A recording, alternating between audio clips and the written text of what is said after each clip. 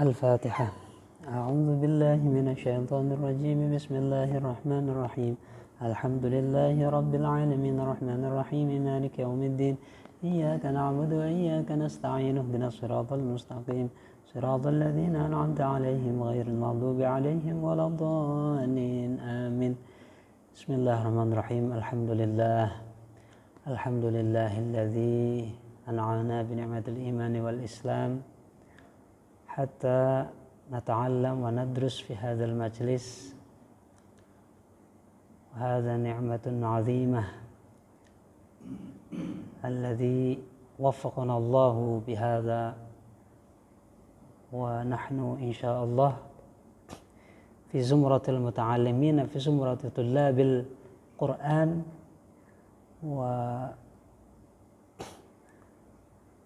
وبذلك إن شاء الله من الفائزين العائدين. بسم الله الرحمن الرحيم. نويت التعلم والتعليم والإفادة والاستفادة والحث على التمسك بكتاب الله وسنة رسوله والدلالة على الهدى والخير. Alhamdulillah, kita masih melanjutkan di pelajaran tentang adab seorang guru. Alhamdulillah, semoga kita semua termasuk orang-orang yang mengagungkan Al-Quran, menghayati Al-Quran, dan selalu istiqomah di dalam bersama-sama Al-Quran selama hidup di dunia ini. Kemudian kita nanti meninggal digolongkan kepada orang-orang yang ahli Al-Quran bersama mereka, para mulia, para kekasih Allah yang selalu mencintai Al-Quran. Allahumma amin. Bismillahirrahmanirrahim. Faslun fi ihsanil muallim li talibil Quran. Ini pasal menjelaskan tentang seorang guru hendaknya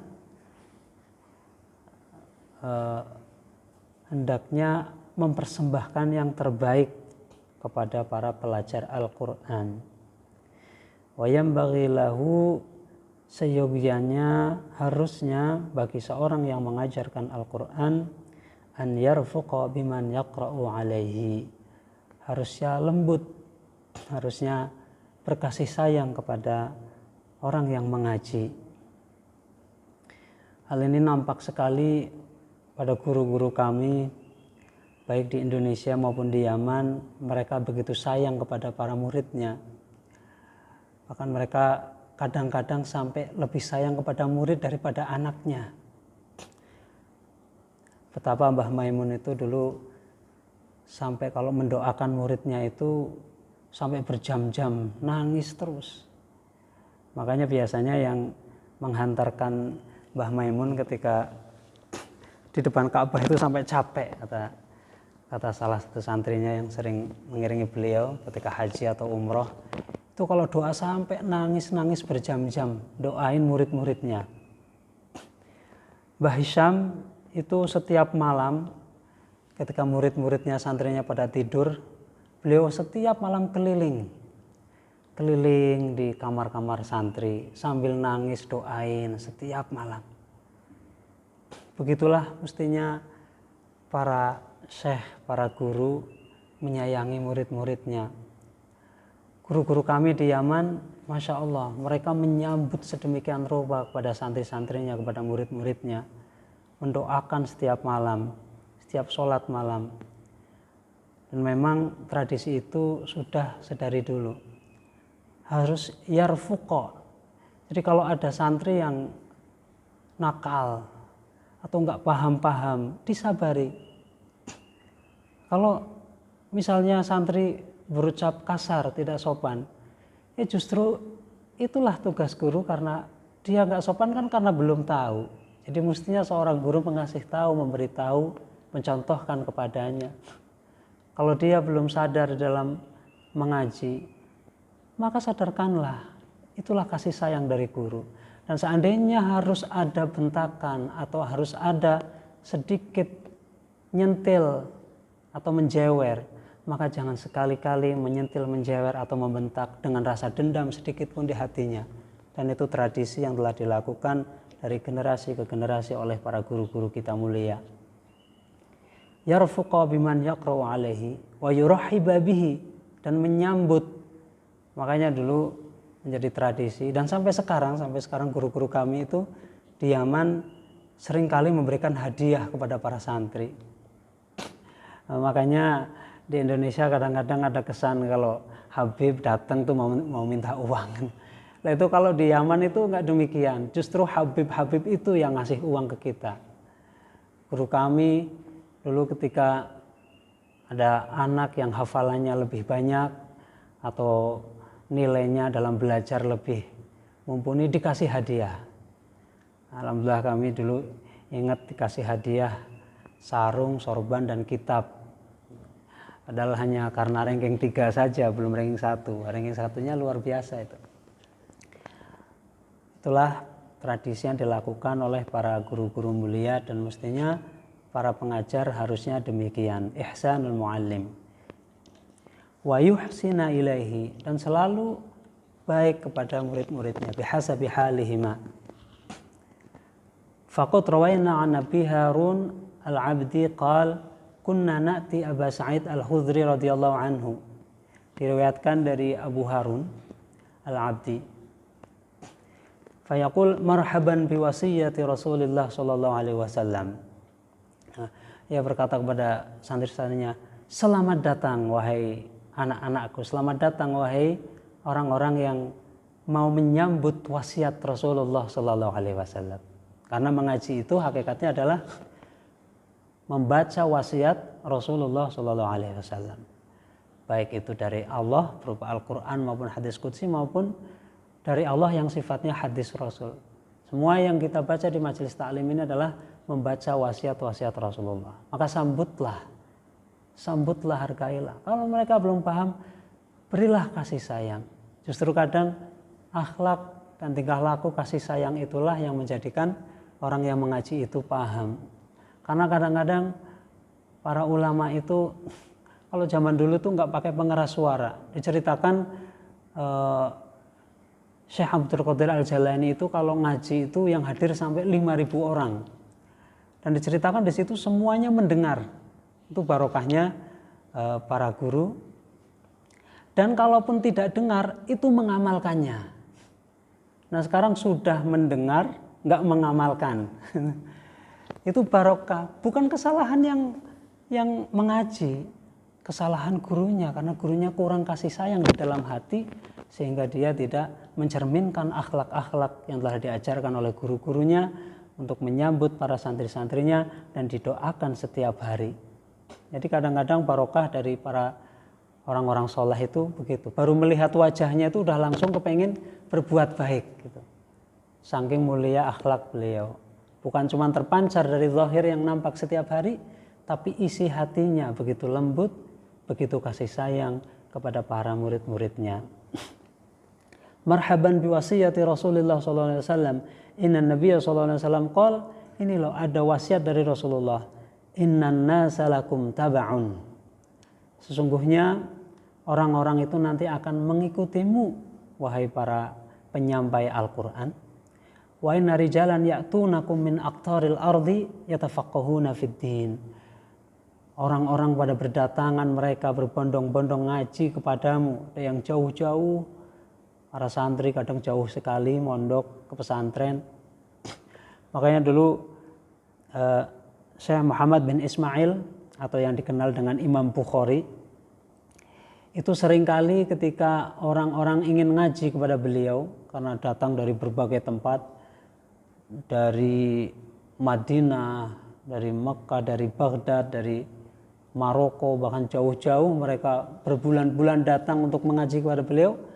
Nanti pulang sama beliau dikasih bekal, dikasih saku, dikasih hadiah. Itulah para guru menyambut murid-muridnya. Ya'tunakum min aqtaril ardi yatafaqqahuna fa idza ataukum fastausu bihim khaira. Maka ketika mereka datang, berikanlah wasiat-wasiat kebaikan kepada mereka.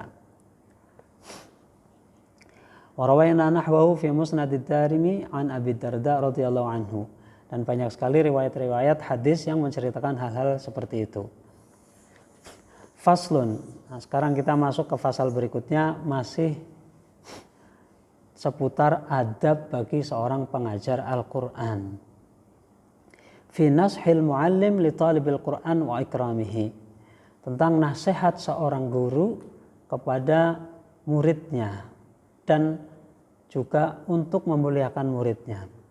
Wa yanbaghi an yabdhula lahumun nasihah. Dan seyogianya seorang guru selalu mencurahkan atau memberikan nasihat kepada murid-muridnya. Fa inna Rasulullah sallallahu alaihi wasallam qala ad-dinu an-nasihah. Agama adalah nasihah. Lillahi wa li kitabihi wa li rasulihi. Nasihat bagi Allah, bagi kitab Allah, bagi utusan Allah, wal a'immatil muslimina wa 'amatihim, dan juga bagi para imam-imam orang Islam, yaitu para ulamanya. Nah, ini ada kata-kata agama adalah nasihat. Nasihat itu kebaikan. Nasihat itu kebaikan, dan di sini otomatis kalau nasihat lillah bukan nasihat advice, nasihat bahasa Indonesia yang artinya nasihat buat Allah. Tapi kebaikan yang kita lakukan untuk Allah. Berarti kalau nasihat lillah artinya kita berbuat baik karena Allah Subhanahu wa taala. Wali kitabihi, dan kita nasihat berbuat baik dengan cara mengagungkan kitabnya Allah, yaitu Al-Quran. Wali rasulihi, dan agama adalah nasihat, yaitu kita mengikuti kepada tuntunan Rasulullah SAW. Wali a'immatil muslimina, dan juga nasihat agama ini adalah dengan kita mengikuti nasihat-nasihat dari para imam-imam atau ulama-ulama orang-orang Islam dan amatihim. Wa minal nasiha lillahi ta'ala wa li kitabihi. Termasuk nasihat kebaikan bagi Allah dan kitabnya adalah ikramu qari'ihi wa talibihi, yaitu dengan memuliakan para pembaca Al-Quran dan para pelajarnya. Wa irsyaduhu ila maslahatihi, dan memberikan atau mempersembahkan kemaslahatan bagi mereka. Artinya kalau kita bukan orang yang belajar, bukan santri, kita juga bukan pengajar, bukan kiai, bukan ustadz, maka kita mencurahkan kemaslahatan untuk mereka, mendukung dari apapun, pemikiran, tenaga, ataupun harta. Warifqu bihi, dan kita menyayangi mereka, kita memfasilitasi mereka, kita mempersilahkan mereka, karena merekalah orang-orang yang punya peran penting di dalam kehidupan kita. Gitu. Jadi boleh jadi kalau ditanyakan kepada kita, misalnya standar sukses itu apa? Ya sukses itu ya di akhirat di dunia kita maslahat, hidup bahagia dan sejahtera, mati masuk surga gitu ya. Terus di akhirat kita mendapat ridho Allah, mendapat surganya dan bersama orang-orang yang dikasihi Allah. Semuanya ditanya seperti itu, sukses itu seperti itu, dan harapan kita seperti itu, cita-cita kita seperti itu. Tapi sesungguhnya yang kita lakukan tidak demikian. Prakteknya yang sehari-hari kita lakukan bukan demikian. Yang kita praktekkan itu apa? Yang penting, nak, misalnya kalau orang tua, kamu bahagia, kamu kaya raya, kamu jadi PNS, kamu jadi pekerja di perusahaan dengan level yang tinggi, kamu wirausaha yang sukses, masalah mati sudah, nanti neraka nggak apa-apa nak. Gitu. Prakteknya dalam sehari-hari seperti itu. Tapi yang kita ucapkan tidak. Kalau memang kesuksesan itu adalah akhirat, kalau memang kesuksesan itu adalah ridho dari Allah, maka mestinya ketika orang mencurahkan hartanya sampai jual sawah untuk mendaftar di kedokteran misalnya, menjual sawah untuk mendaftar di Akabri, kadang sampai orang tuh sampai 4 kali, ada yang sampai habis 400 juta masih belum diterima masuk ke Akabri misalnya. mestinya di sisi lain dia juga harus seimbang ketika dia mendukung anaknya akan mengkaji Al-Quran, dia jual sawahnya. Udah nak, yang penting kamu hafal Quran, paham isinya, setelah itu bisa menolong orang tuamu, karena sudah jelas sekali ada nasihat dari Rasul, Quran itu bisa menjadi syafaat di akhirat. Nanti aku akan lebih sukses ketika melihatmu belajar Al-Quran. Ini sawah aku jual ini. Mestinya kalau memang demikian, prakteknya begitu, tapi nyatanya tidak. Ucapannya memang iya, akhirat pengen sukses gini-gini, tapi prakteknya seolah-olah sudah kamu yang penting kaya raya, setelah itu mati neraka nggak apa-apa, itu seolah-olah begitu. Nah, dan bukan berarti orang yang mencurahkan sedemikian harta untuk investasi dunia itu salah, tidak, karena banyak sekali juga ahli surga yang muncul dari orang-orang kaya. Jadi Anda tinggal pilih kekayaan Anda untuk apa. Kalau memang target kesuksesan adalah akhirat, pasti kekayaannya dipakai untuk segala sesuatu yang mengarah kepada akhirat. Nah, itu artinya bahwa rifqu bi talibil Quran, kasih sayang kepada orang-orang yang mempelajari Al-Quran ataupun yang mengajarkannya, itu adalah berarti kita mendukung cita-cita kita, kesuksesan itu adalah akhirat. Tapi kalau kita tidak, berarti hakikatnya yang kita praktekkan sehari-hari itu ya seperti tadi itu kebanyakan orang. Karena mereka lah orang-orang yang benar-benar tahu bagaimana standar kesuksesan itu. Mereka yang mempelajari Quran, mereka yang merawat masjid, mereka yang masih mendukung orang-orang untuk masih menyembah Allah. Nah, misalnya nggak usah jauh-jauh, sekarang sudah tahu betul bahwa Rasulullah memberikan pesan kepada kita semua, menghadiri majelis taklim, mengaji, itu pahalanya lebih besar dari sholat 1000 rakaat. Coba kita lihat di mana majelis taklim. Jarang orang semangat mengikuti pengajian. Kalaupun mengikuti pengajian, ya pengajian yang lucu-lucu, yang ini. Itu artinya apa? Artinya memang pada prakteknya ya tidak maido ya. Maksudnya tidak maido itu ya tidak, ya itu wajar. Ya, memang manusia itu seperti itu. Dari zaman dulu memang seperti itu. Tapi setidaknya cobalah kita ini, sebagian dari kita itu ada yang sadar akan hal seperti itu gitu. Karena bagaimanapun juga kita itu toh pastinya nanti akan dipanggil Allah gitu. Jadi sesuatu yang dari Allah ya coba kita belajar untuk dihargai. Wa minan nasihah, nah, warifku wa musa'adatu ala talabi bima amkan, dan usahakan untuk menolong orang-orang yang sama-sama mempelajari Al-Quran dan mempelajari ilmu-ilmu Al-Quran. Wa ta'allufu qalbit talib, dan hendaknya kita ini menyayangi mereka, orang-orang yang mempelajari itu. Wa an yakuna samhan bi ta'limihi fi rifqin, dan juga bagi seorang guru mestinya samhah, legowo ketika ngajar kepada anak-anak didiknya. Yaitu seperti para guru-guru kita, mereka menganggap muridnya itu seperti anak sendiri. Kalau bacanya sulit baca Quran, disabari, jangan sampai emosi. Kalau nggak paham-paham dikasih keterangan, disabari, kasih sayang terus. Mutalatifan bihi, dengan lembut, wa muharridhan lahu ala ta'allum, dan selalu memberi motivasi kepada mereka untuk selalu memperbaharui niat, untuk menata hati mereka di dalam belajar dan seterusnya. Wa yanbaghi lahu an yudzakkirahu fadilata dzalik, dan seyogyanya untuk selalu mengingatkan kepada mereka para santri, liyakuna sababan fi nasyati wa ziyadatan fi raghbatihi, memberikan motivasi kepada mereka supaya semakin semangat lagi dan semangat lagi untuk belajar agama Islam. Wa yuzahidahu fid dunya, dan melatih mereka melatih mereka untuk zuhud. Nah, ini kadang-kadang problematika pelajar-pelajar di era modern ini bersifat materialistik gitu.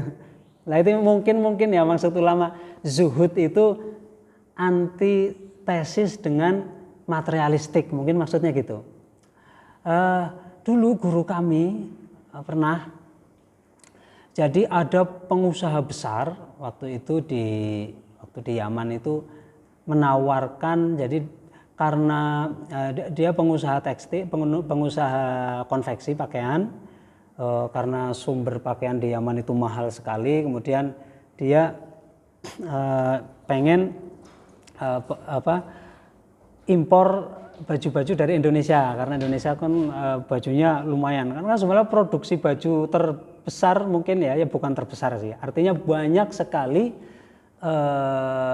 apa itu kalau konveksi yang besar itu namanya apa, yang itu kan kebanyakan Indonesia itu, bahkan merek-merek besar di Amerika itu kebanyakan yang jahit Indonesia. Di Semarang itu ada itu yang karyawannya sampai 13.000 itu kan di sini bikin jaket, bikin baju yang paling nanti dihargainya cuman 500.000, 300.000, dibawa ke Amerika, di label, kasih merek, nanti bisa sampai 5 juta, sampai 3,5 juta itu.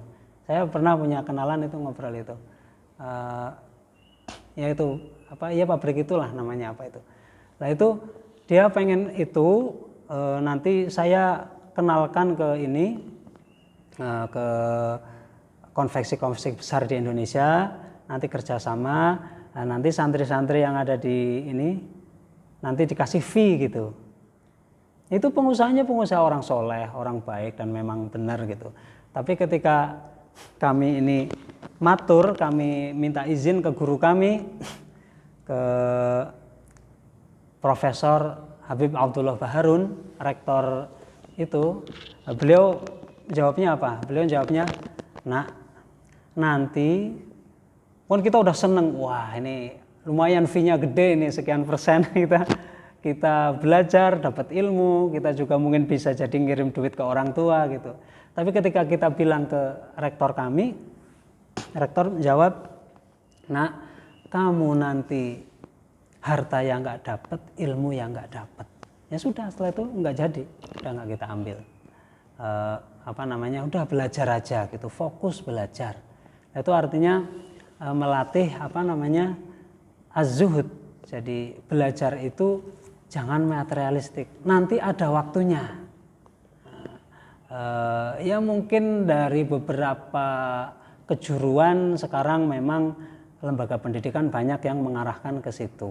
Ya baiklah, baik. Tapi dalam arti mungkin tidak semuanya demikian. Karena ketika lembaga-lembaga pendidikan yang kejuruan memang orientasinya ke situ. Dan itu juga kontribusi baik juga, ya terutama pengelola ya. Mungkin niat dari pengelola itu kontribusi misalnya untuk memakmurkan orang lain, termasuk memakmurkan negara, devisa dan lain-lain, memang itu bagus. Tapi dalam arti orientasi awal bahwa menuntut ilmu itu mestinya ilmunya.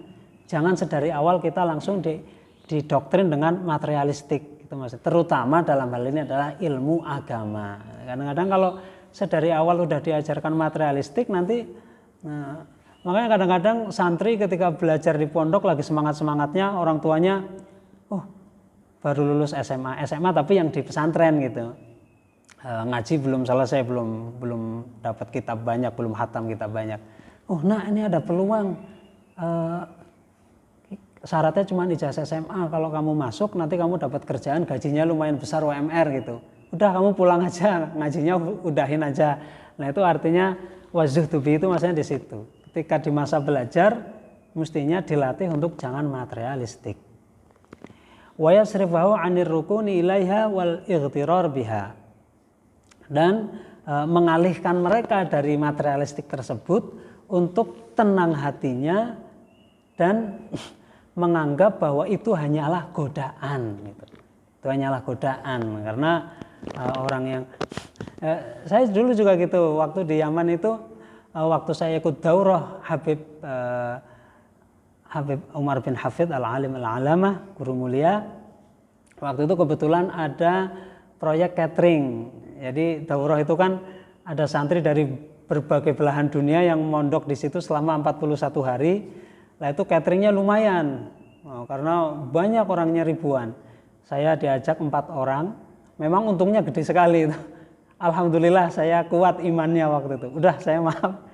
Saya memang sempat usaha waktu di Yaman, makanya saya sempat jalan-jalan ziarah Nabi Hud, ziarah Nabi Soleh. Kemudian setiap ada tur-tur kemana saya ikut karena saya nyari uang di sana, dagang beberapa, sehingga karena bekal dari orang tua cuma dikasih sedikit. Saya 4 tahun itu cuma dikasih 4 juta dan itu baru mungkin ya setengah tahun udah habis buat beli kebutuhan ini, beli kitab macam-macam. Nah, setelah itu saya usaha dagang macam-macam, saya sempat itu. Tapi pas akhir-akhir, wah ini ada proyek besar ini, catering. Saya pikir wah sayang, paling uang cuman berapa kalau ilmu nggak ada nilainya. Udah alhamdulillah saya kuat, saya tinggalkan catering, saya fokus ngaji, ikut daurah di Al-Alim Al-Alamah Abuya Habib Umar bin Hafidh. Alhamdulillah sampai selesai. Dan pas mau pulang didoakan sampai 2 kali sama beliau.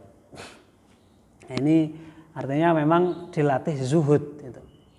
Wa yudzakkirahu annal istighal bil Qur'an wa sairil ulum syar'iyyah huwa tariqatul hazimin wa ibadillahil arifin. Dan anak-anak didik itu dilatih bahwa hal yang demikian itu merupakan tradisi yang dilakukan oleh orang-orang yang mengenal Allah dan orang-orang yang soleh.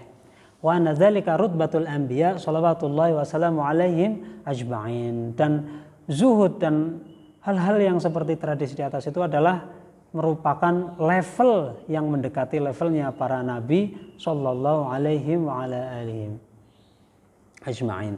Wa yanbaghi an yahnua ala talib wallahu a'lam.